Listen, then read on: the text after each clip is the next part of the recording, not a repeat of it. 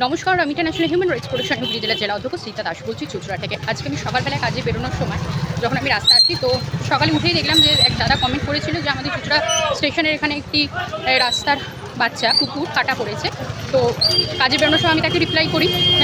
তারপরে আমি যখন কাজে বেরোই তখন রাস্তায় বেরিয়েই দাদারা আমাকে জানান যে কুকুরটা এখনও পড়ে রয়েছে, ওর জন্য কিছু একটা ব্যবস্থা করা হয়। আমি আন্তরিকে বলে দিয়েছি এবং দাদারাই ওকে নিয়ে যাবে। আন্তরিকে যতটা পারছি চেষ্টা করছি। আজ সকাল 6টার সময় আমার ফেসবুকের কমেন্টে একটা নোটিফিকেশন ঢোকে, সেখানে এক দাদা আমাকে জানায় যে একটা বাচ্চা ট্রেনে কাটা পড়েছে, তার যেন আমি কিছু বন্দোবস্ত করি।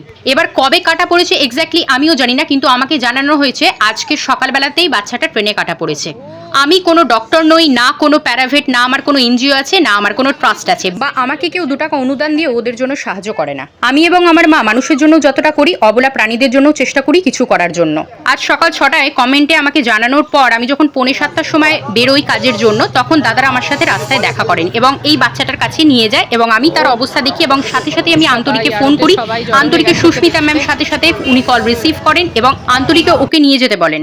ওখান থেকে 2জন দাদার ভীষণ ভালো উদ্যোগে বাচ্চাটিকে সাথে সাথে আন্তরিকে নিয়ে যাওয়া হয় এবং ওখানে ওকে ইনজেকশন দেওয়া হয়। আন্তরিক থেকে আমাকে জানানো হয় ওকে অ্যাভিল, মেলোনেক্স এবং অ্যামক্সিরাম ফোর্ট এই 3টি ইনজেকশন দেওয়া হয়। যেই দাদা নিয়ে যাচ্ছেন নিজের মাছ কাটা ফেলে উনি কিন্তু বাচ্চাটিকে নিয়ে যান এবং সাথে আরও আরেকটি দাদা ছিল, নিজে উনি লেবার কিন্তু নিজের কাজ ছেড়ে বাচ্চাটিকে আগে নিয়ে যায় ট্রিটমেন্ট করানোর জন্য। উনাদের মানবিকতায় বাচ্চাটাকে উনারা নিয়ে গেছেন। কিন্তু 3 দিন ধরে যদি বাচ্চাটা পড়ে থাকে তাহলে বাকি মানুষের মানবিকতা কোথায় গেছে? আমি ভিডিও করার সময় বহু মানুষ সেখানে উপস্থিত ছিল, ভিডিও করা দেখে বহু মানুষ সেখান থেকে সরেও যাচ্ছিলেন, সেটা আপনারা ভিডিও দেখতে পাচ্ছেন। তাহলে মানুষ কোন জায়গায় নেমেছে? তাহলে 3 দিন ধরে যদি বাচ্চাটা পড়ে থাকে, বড় প্রশ্ন হচ্ছে তাহলে বাকি মানুষরা কোথায় ছিল? তখন কেন কেউ কাউকে জানায়নি? তখন কেন বাচ্চাটা ট্রিটমেন্ট হয়নি? বা কেউ একবার জানানোরও কিন্তু প্রয়োজন মনে করেননি। এমনকি এত মানুষের ভিড়ে বাচ্চাটিকে নিয়ে যাওয়ার সময় মাত্র 2জনকে পাওয়া গেল, বাকি কোনো মানুষই এগিয়ে এলেন না। মানুষের মানবিকতাটা কোথায় গিয়ে ঠেকেছে সেটাই শুধু ভাবুন। আন্তরিক থেকে স্যার আমাকে জানান ওর ট্রিটমেন্ট ফ্রি অফ কস্টেই হবে, ওর জন্য কোনো টাকা পয়সা লাগবে না। এই জন্যই বাচ্চাটিকে 3টে ইনজেকশন দেওয়া হয়, সেটাও free of কস্টেই।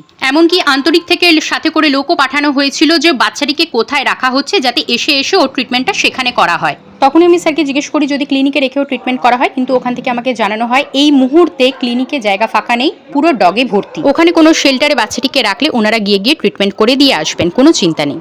R doctor Kunal Chakraborty স্যারকে যখন আমি নিজের থেকে বলেছিলাম আমার বিশ্বাস উনাদের ওখানে জায়গা থাকলে বাচ্চাটিকে অবশ্যই উনারা ওখানে রেখেই ট্রিটমেন্ট করতেন। দুর্ভাগ্যবশত আমি শুনলাম বাচ্চাটি আর বেঁচে নেই। ও বেঁচে থাকলে আমি দায়িত্ব নিয়েই ওর ট্রিটমেন্টটা করাতাম। যেহেতু চুঁচুড়া স্টেশনের মাছের আড়তের দাদারা কাকুরা আমাকে জানিয়েছিলেন, ওনাদের এই সম্মানটুকু আমি রাখতাম এবং ওর চিকিৎসাটাও ভালোভাবেই হতো। আপনারা সবাই প্রার্থনা করুন ও যেখানেই থাকুক খুব ভালোভাবে থাকুক এবং ওর আত্মার শান্তি কামনা করুন।